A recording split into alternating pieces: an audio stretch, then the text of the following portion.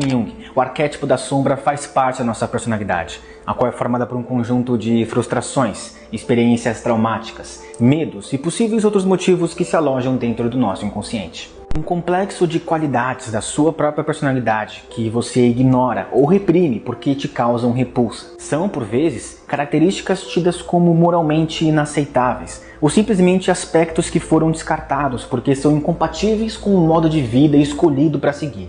Contudo, ainda que reprimidos, esses aspectos não desaparecem. Ao contrário, tornam-se cada vez mais enraizados no interior do indivíduo, prontos para irromper a qualquer instante. A sombra personifica o que o indivíduo recusa conhecer ou admitir, e que, no entanto, sempre se opõe a ele, direta ou indiretamente. É uma parte que nosso inconsciente não reconhece como própria.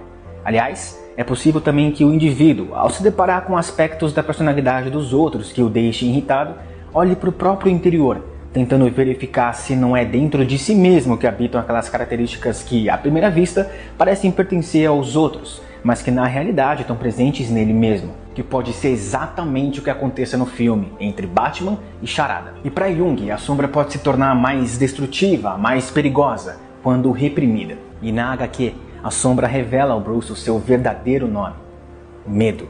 E que foi esse medo que impulsionou o Bruce a treinar todos esses anos e combater o crime em Gotham. E é por isso que esse medo não vai permitir que Bruce desista de ser o Batman, porque essa fúria, essa raiva que ele sente após a morte dos seus pais precisa ser canalizada de alguma forma, necessita um propósito. A sombra vai além e diz a Bruce que ele precisa matar o Coringa, para que dessa forma não hajam mais vidas perdidas, e que se ele não tiver coragem de fazer isso, que faça igual ao Harvey Dent e Duas Caras, e divida sua personalidade para que a sombra seja livre para tomar as decisões que Bruce não pode ou não quer. A sombra quer que o Coringa seja morto para que a justiça possa prevalecer em Gotham.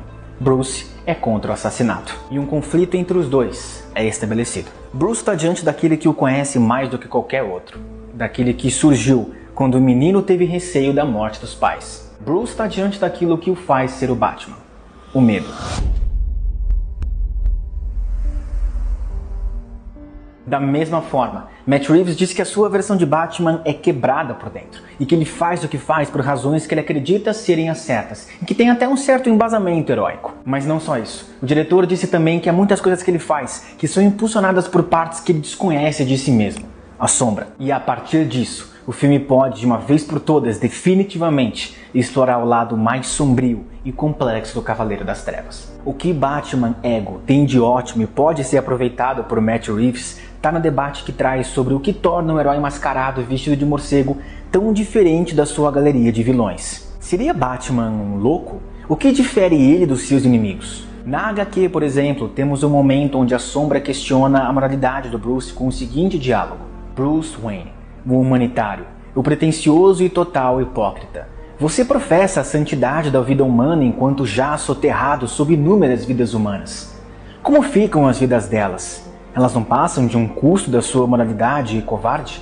Numa análise final, será que nós não criamos o monstro? Esse diálogo abre margem para 3 debates incrivelmente interessantes a respeito do morcego. Primeiro, ele propõe a ideia de que esse código moral do Batman de não matar é, por fim, o que leva a centenas de milhares de inocentes morrerem nas mãos dos vilões. Segundo, Batman muitas vezes é responsável pela própria criação de muitos dos seus inimigos, como a própria HQ nos mostra em um flashback, onde Batman foi diretamente o causador do vilão que conhecemos como Coringa. Terceiro, muitos enxergam como uma certa hipocrisia do Bruce dizer que não mata, mas que tudo bem quando ele faz isso.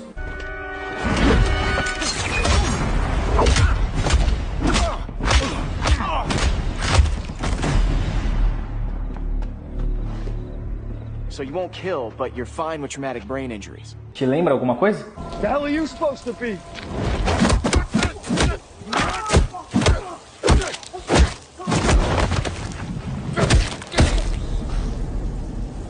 I'm vengeance. A personificação da própria sombra incita Bruce com crítica após crítica enquanto percorremos os pilares de construção fundamentais de sua história de combate ao crime. Por que ele faz isso em primeiro lugar?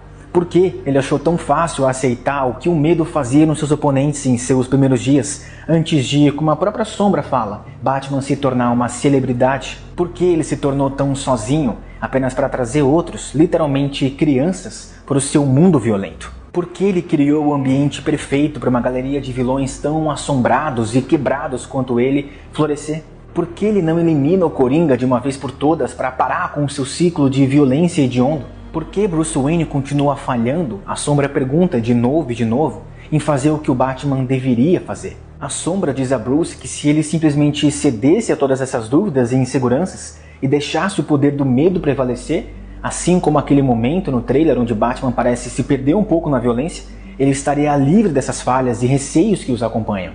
O Batman pode realmente ser a ferramenta que Gotham precisa, uma força poderosa e sem remorsos, que destrói todos os seus males.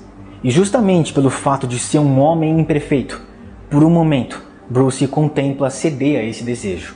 Mas como o próprio Jung fala, ninguém se ilumina imaginando figuras de luz, mas se conscientizando da escuridão. O problema maior, no entanto, está em administrar essa descoberta. Trata-se do que Jung denominou de integração da sombra, etapa indispensável ao processo de individuação. Identificar a própria sombra, trazendo-a ao consciente, não basta.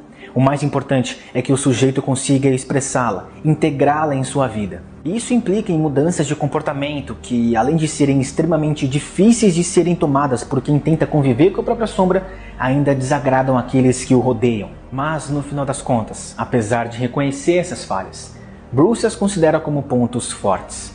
Ele é apenas um homem, embora tenha enfrentado e continue a enfrentar traumas horríveis em sua vida. O Batman, como uma ideia, pode ser um escudo elevado e perfeito, mas ainda há um homem que faz parte dele. E sacrificar esse homem, ceder a esse medo, faria dele um monstro, ao invés do símbolo de esperança que ele deseja ser em seu mundo escuro e cheio de trevas. No final, a Sombra e Bruce chegam a um acordo tumultuado que representa a luta que ele enfrenta como Batman todos os dias de sua vida. Se a sombra e o medo interior puder aceitar que Bruce quer fazer do mundo um lugar melhor sem ceder a esse desejo primordial, Bruce pode aceitar que o medo e todas as dúvidas e falhas que sente como parte disso, todos os erros que cometeu na sua vida, sempre farão parte dele. Fundamentalmente, Ego é uma história sobre as vulnerabilidades de Bruce.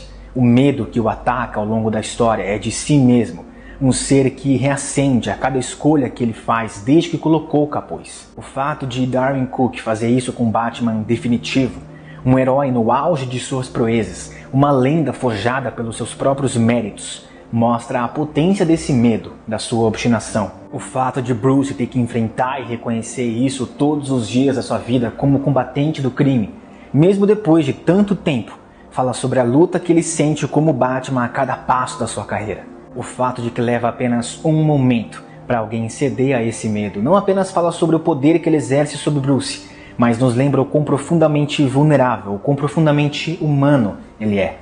Matt Reeves pode pegar esse tipo de trauma internalizado, essa introspecção assombrada, e enquadrar em torno de um Batman muito mais jovem, navegando nas primeiras fases de sua carreira, enquanto que ele se questiona sobre o que ele representa como um herói. E isso, meus amigos, é uma ideia atraente. Claro que já tivemos encarnações do Cavaleiro das Trevas trágicas e cheias de dor e raiva, nas quais eles têm que superar seus impulsos mais sombrios. Mas Ego é uma história sobre falhas, sobre questionamentos morais do personagem, vulnerabilidades que Bruce examina e adota como aspectos fundamentais de quem ele é dentro e fora da máscara. Esse tipo de introspecção raramente é colocado nas telas, mesmo nas histórias de origem. Se The Batman levar a lição final de Ego a sério, que esse medo é algo que Bruce aceita em si mesmo como uma força sempre presente, que ele sempre será defeituoso e vulnerável, mas que é um sacrifício que vale a pena pagar para ser a esperança que Gotham precisa, estamos prontos para um Cavaleiro das Trevas diferente de tudo que já vimos na história cinematográfica do Batman. I am vengeance. I am the night. I am Batman.